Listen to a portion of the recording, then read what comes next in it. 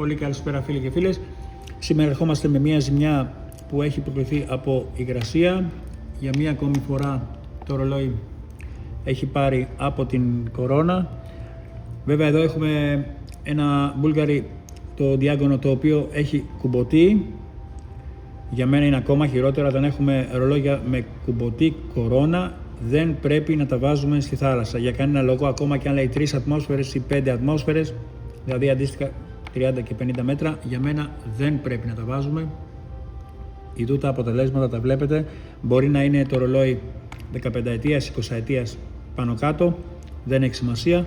Ακόμα και σωστά να γίνονται οι συντηρήσεις, για μένα δεν πρέπει να μπαίνει το ρολόι στην θάλασσα. Να δούμε λιγάκι κάτι πολύ άσχημο που έχει προκληθεί στο ρολόι. Φυσικό βέβαια, έχει φουσκώσει το καντράν, δεν ξέρω πόσο σύντομα ήρθε.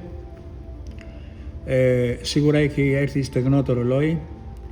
Εδώ είναι όλη η ζημιά. Δηλαδή δεν σας κρύβω ότι στην αρχή νόμιζα και εγώ ότι είναι κακοβαμμένο όλο από την αρχή. Δυστυχώς όλο αυτό που βλέπετε, ακόμα και τέλος πάντων το brand έτσι όπως είναι γραμμένο, νόμιζα ότι είναι κακοβαμμένο κάπου εδώ προφανώς στην Ελλάδα. Δυστυχώς είναι όλο αυτό από υγρασία και η ζημιά που έχει προκληθεί και μέσα, γιατί έχουμε σκουριές οι οποίες πρέπει να φύγουν, δηλαδή ουσιαστικά πρέπει να γίνει γενικό σέρβις σε όλο το ρολόι.